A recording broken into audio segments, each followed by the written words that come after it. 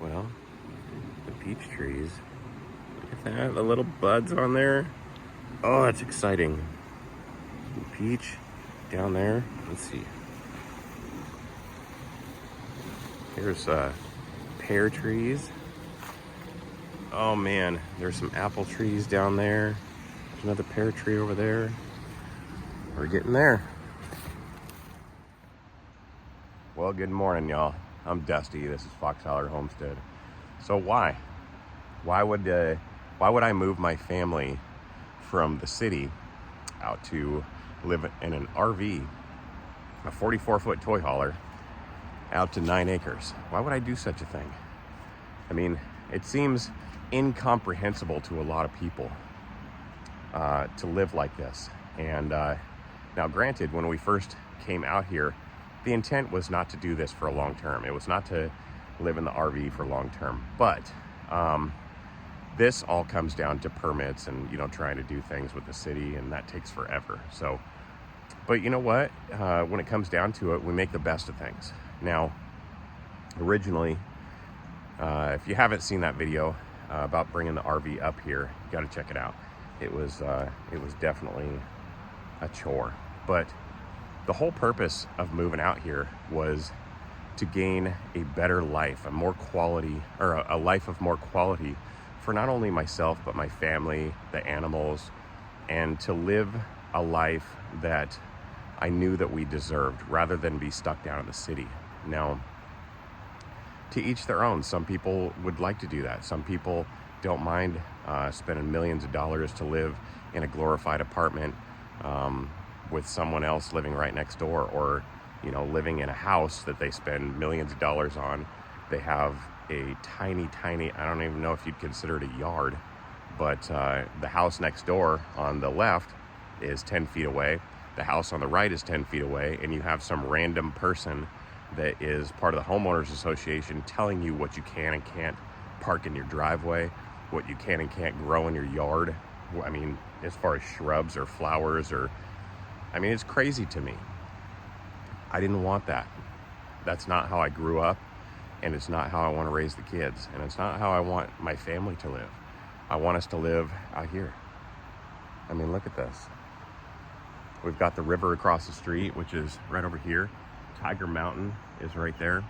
And honestly, when it comes down to it, it's not an easy life. It definitely is not.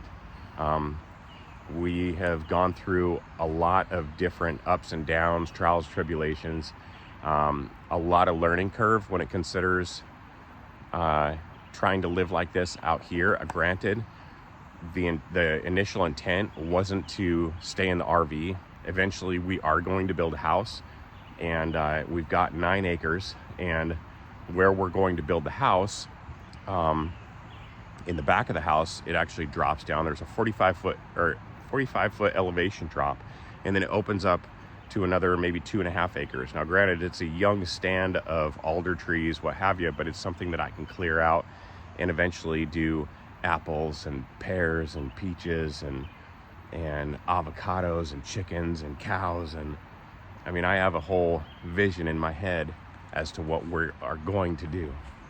I'm still trying to convince Regina to let me have a pet bison, but kind of like a guard buffalo to roam the property. But needless to say, it is difficult. It is. But nothing in life that is ever worth anything is not difficult. If you want to provide for your family, a lot of us out there will do anything and everything. And I think that that's a pretty fair saying. And to each and every one of you out there, you would do anything to protect your family. You would do anything to provide anything and everything that your family needs to have a good life, right? That's all I'm trying to do. I'm just trying to provide the best life that I can. And right now we're in the middle of refinancing the property, which is, it's to refinance a piece of land rather than a piece of land with a house on it is not the easiest thing to do. Now, granted, there are programs out there that will help you out in this process, but we have gone through a couple of different institutions, and it wasn't what worked out for us. We did find an institution. That's another thing, is when you do land like this, if it's just land, it's very untypical to get a 30-year mortgage, fixed rate mortgage. The interest rate's going to be a little bit higher. But the simple fact is, you know, my wife and I spoke this morning, and though things are hard as far as financially, and especially in our economy, and this being an election year, and the fact is that we live in Western Washington State, which is, it's very expensive. It's very, very expensive. But if I think about it, to get like a, you know, 2,200 square foot house, which is, it's big, it's nice, but it's not huge.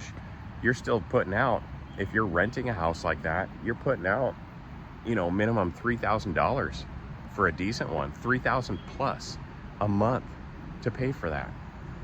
Or you could own something like this, and every penny that we put into our payments, though they may be expensive, it's towards something that we own, something that we're going to eventually be able to leave to our kids. I don't want to, my arm is shaking, holding the phone up, they make me weak.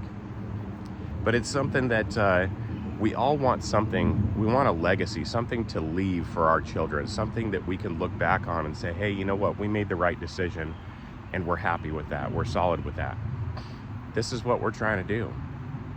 And again, there's a lot of people out there that may say, hey, you guys are living in an RV, is not the way, you know, those not what those are made for. Well, duh, I already know that. We've had RVs in the past.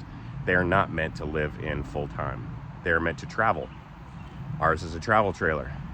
But I have done anything and everything that I can as far as building the awning over, and we have electricity. I actually have a 200 amp service, which is way more than we actually need. That's enough to run a house, but I wanted to make sure that we had enough to supplement elsewhere if we needed to.